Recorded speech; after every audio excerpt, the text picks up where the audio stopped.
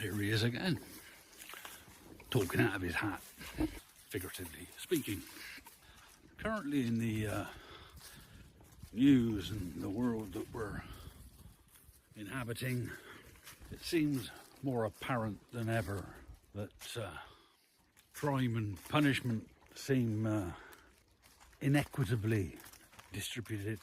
It's been a frequent sort of accusation laid against the idea of equality under the law. Has always been subject to some debate, or in the last few months it's become even more apparent that this is very much not the case in the modern world, more so in some countries than others. If you've got the money, you can buy your way out of any legal problem as if it's just some technicality to be brushed out the way of your superior standing in the world. A minor inconvenience, the law.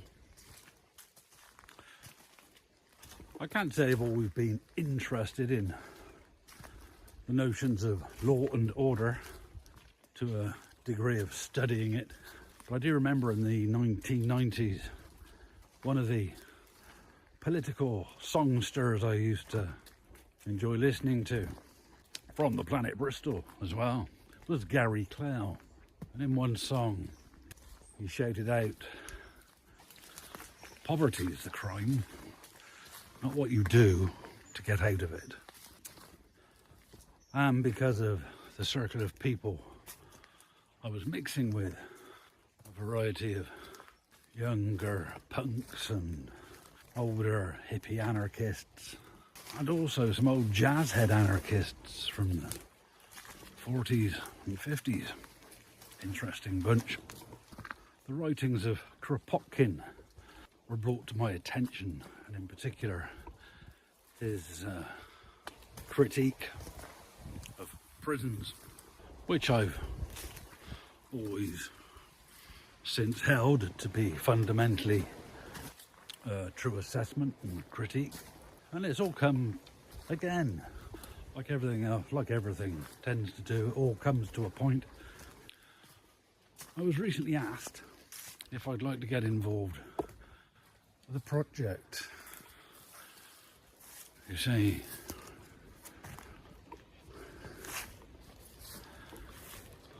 the dog used to run in this field.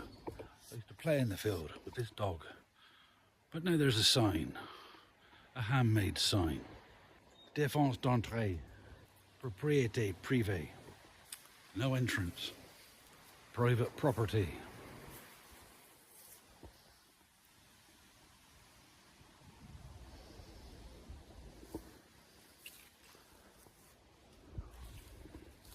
It's a field. My argument would be, if you don't want anybody in there, put up a fucking gate. But there you are. Who am I to say? I don't have the money to buy a field. Anyway. Crime and punishment. I've been asked to do some work in an old prison in the city of Brest. I'll see if I can wiggle my video skills to talk over pictures of what I've been doing. The prison is called Pontagno. The site, prior to the prison being built, a religious institution there. Brest was a port, and a port being a port, and the poor working class being the poor working class, and women being at the ass end of financial security then. But one of the ways of getting food to the table for some women involved prostitution, which then invariably means that the highfalutin morality of the church gets involved, and basically these women were punished, physically abused, whipped, locked up for sex work. Later on, a formal prison was built associated with the naval base there. I think they were the underpinning authority at that point. During the Second World War, it was used by the Germans. And following the Second World War, it became a civilian prison. Finally closed down in the 1990s. But I like projects like this. You're asked to chivvy up some dead walls before they get knocked down. So there's going to be some revamping of this building into a more social function. There are, as with any project like this, there are some complaints from some people who think it should be taken under the wing of a more preservationist approach, you know, to remember its history. But I understand that the history should be taken into account. I would argue that its history is coming more into the public's awareness because of it getting more media attention locally regarding the redevelopment and all these ne'er-do-well artists turning up to temporarily fit it with their words and pictures and sculptures and whatever. So, what am I doing? Well, it gave me an idea. As I was introduced to the building, one of the people behind it, Alban, mentioned that it was all done within the 90s and it was closed down because it wasn't suitable as a modern prison. And he just dropped into the conversation. It was locked up, you know, it was shut up. The locks were taken away and buried. And I stopped. I sort of asked him. Now, I don't know whether it was my bad translation, whether it was him passing on just something that he'd heard. And he said, yes, I think they buried the locks in the ground. I said, is that a French tradition? And he said, I don't know. I said, perhaps it's a post-revolutionary tradition. It seems to me that could be a particularly post-French Revolution kind of thing. You know, here is this big symbol of authority, perhaps arguably one of the most potent symbols of authority, the removal of people's freedom. So yeah, the French working class, I said seems to me a particularly working class demonstration of power over authority to bury the locks of a prison. And he said, I'll have to look into it.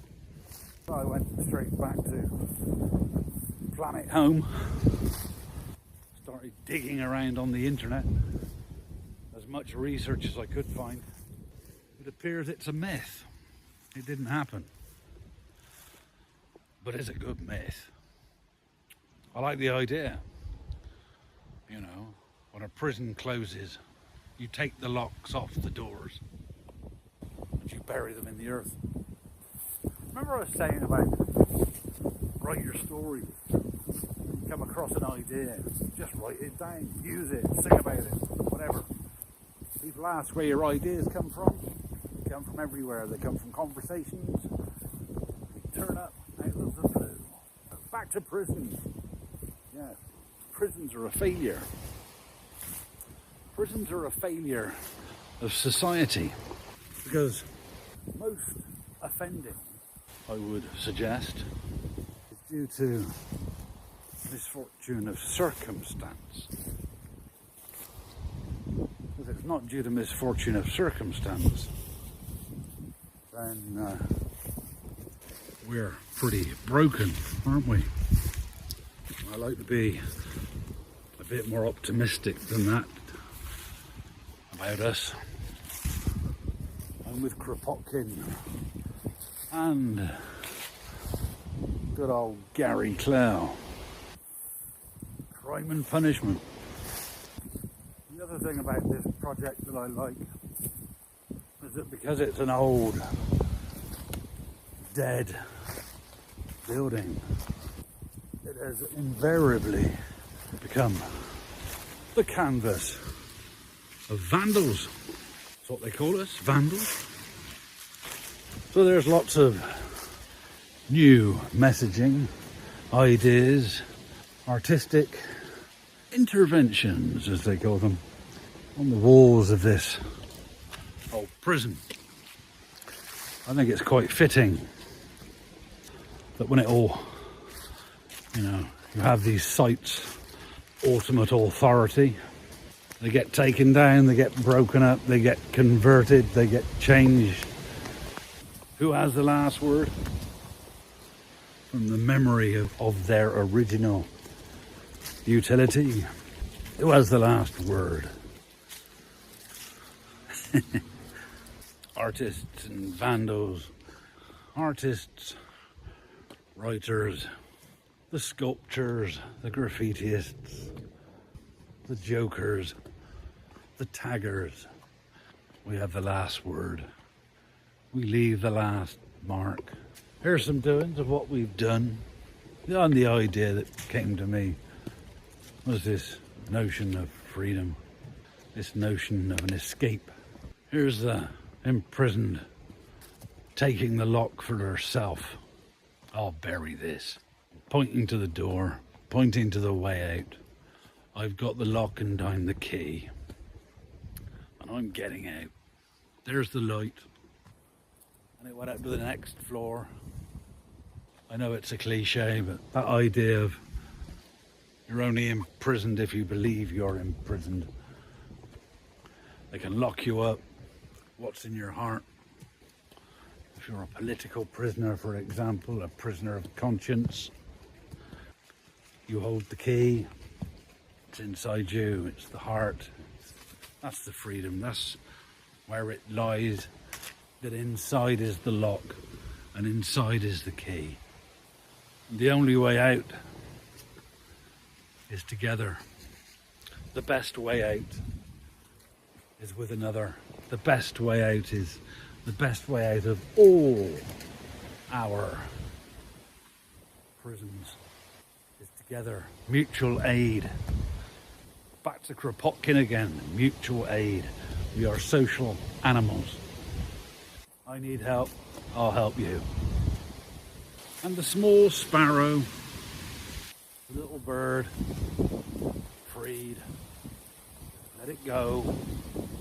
Give it its freedom.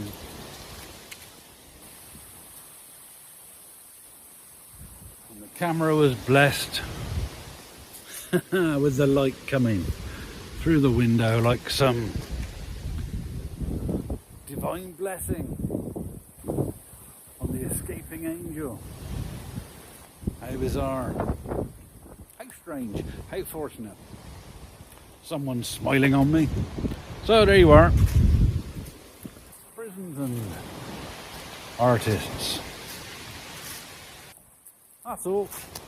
Looks like the weather's coming in. Have a nice rest of whatever day's left to you. Take care of all those around you.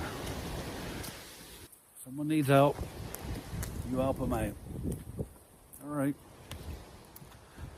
That's all for today. Ta-ta for now.